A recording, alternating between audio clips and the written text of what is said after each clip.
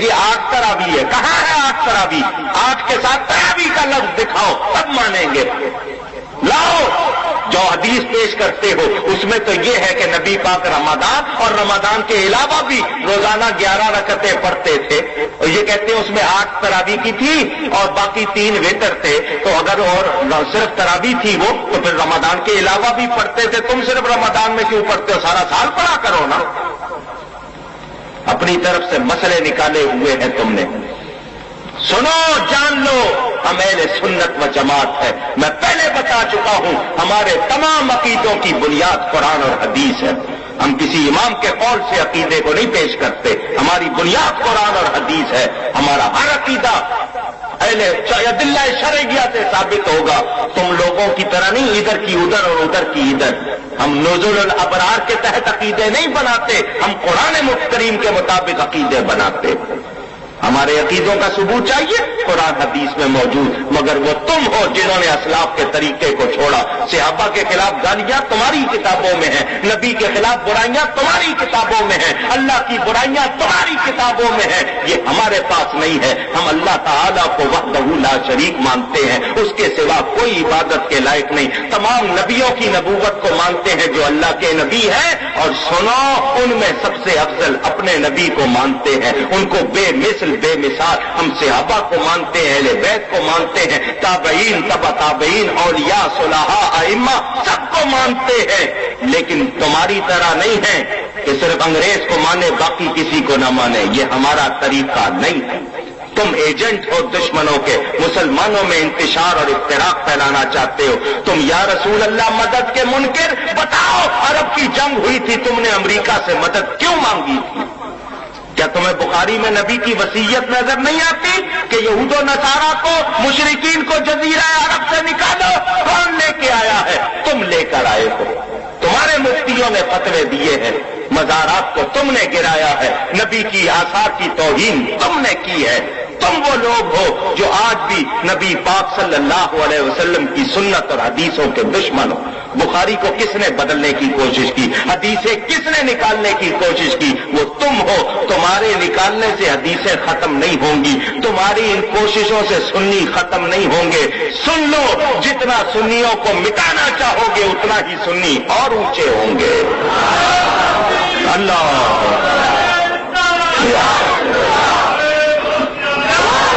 میں نے بخاری کی چند حدیثیں سنا کر عقائد سنائے ہیں. ابھی میری تقریر مکمل نہیں ہوئی. اگر اتنی بات پر بھی اصلاح نہیں ہوئی, آؤ حوالوں کے ساتھ بات کرو. نہیں, حوالوں کو رکھو ایک طرف, یہاں 2 کڑھائیاں لا کے رکھو, آگ جلاؤ, ان میں تیل ڈالو. جب تیل کھول جائے, ایک میں کودتا ہوں, سچے ہو تو آؤ کودو دوسری میں.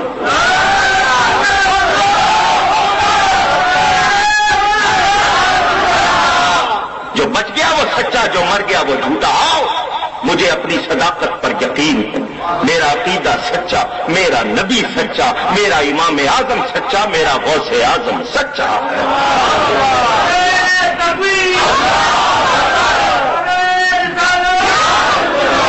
مجھے بتاؤ, تمہارے نواب صدیق حسن خان بھوپالی, جن کو تم اپنا پتہ نہیں شیخ الکل کہتے ہو, اس نے قاضی شوقاں مدد ابن قیم مدد کے شعر پڑھے یا نہیں پڑھے؟ ہم یا رسول اللہ مدد مانگے تو تم شرک کہتے ہو, وہ ابن قیم سے مدد مانگے تو جائز. اس پہ فتویٰ لگاؤ کہ وہ مشرک تھا, پھر میں مانوں کہ تم واقعی سچے ہو. نواب وحید الزمان نے جو صحابہ کو گالیاں دی, حضرت معاویہ کے لیے اور دوسرے صحابہ کے لیے جو لفظ کہے, ذرا اٹھاؤ اس کی کتاب جا کر پڑھو, وحید اللغات پڑھو جا کر, تمہیں پتہ چلے کہ وہ کیا کیا کر رہے ہیں. ہم لوگ خاموش ہیں, ہم اس ملک میں امن چاہتے ہیں, لیکن نبی کی توہین پر خاموش رہنا بے غیرتی ہے, وہ ہم نہیں ہوں گے. لیکن اگر ہمیں چھیڑو گے ہم چھوڑیں گے نہیں. بہتر ہے اپنا طریقہ رکھو. ہم تمہیں دعوت حق دیتے ہیں, قرآن موجود, حدیث موجود, تسلی چاہتے ہو آؤ سوال کرو, میں جواب دینے کو تیار. لیکن انتشار کرو گے تو جو باتوں سے نہیں مانتا ہم اس کو لاتوں سے پھر منوانا جانتے ہیں. یہ نہ سمجھنا کہ ہم کمزور ہیں. آئیے, ان کے یہ سوال جمع ہوئے ہیں, اب میں ان کے جوابات پیش کر دیتا ہوں مختصراً. حالانکہ اصول تو یہ ہے کہ جس کو جواب چاہیے ہو وہ خود جلسہ کروائے, وہ تقریر کروائے, پورا جلسے کا اہتمام کرے، تاہم یہ جمع ہوئے ہیں، میں مختصراً ان کے جواب پیش کرتا ہوں۔ سوال یہ ہے کہ حج کے لیے جب ہم حج کرنے جاتے ہیں تو وہاں پر امام اہل حدیث ہوتے ہیں، تو ہم اپنی نماز کیسے ادا کریں؟ میری کتاب مسئلہ امامت پڑھ لیں۔ حج کے ارکان میں یہ شامل نہیں ہے کہ وہاں کے امام کے پیچھے نماز پڑھنی ہے آپ نے۔ اگر وہاں کا امام بدعقیدہ ہے اس کے پیچھے نماز ہو سکتی نہیں، ٹھیک ہے نا؟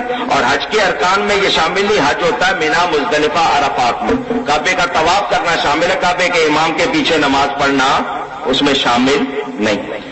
آج تقریباً 12 یا 15 سال پہلے اذان سے پہلے صلاۃ نہیں پڑھا جاتا تھا، تو حالات اور کاروبار سب ٹھیک تھا۔ جب سے یہ شروع ہوا حالات اور کاروبار سب خراب ہو گیا۔ میرے دل میں شک و شبہ ہے، قرآن حدیث کی روشنی میں جواب دیں۔ جبار بٹن والا موجود ہے، یہ جبار صاحب، عبد الجبار صاحب، یہ مجھے ثابت کر دیں کہ بھائی صاحب جنہوں نے رکا لکھا ہے کہ 15-20 سال 12-15 سال سے پہلے صلاۃ نہیں پڑھی جاتی تھی۔ میری اپنی جتنی عمر ہے میں بچپن سے سنتا آ رہا ہوں، اور میری عمر یقیناً 15 سال سے تو زیادہ ہی ہے نا، پوچھ رہا ہوں آپ سے، زیادہ ہے نا؟ میں تو بچپن سے سنتا آ رہا ہوں۔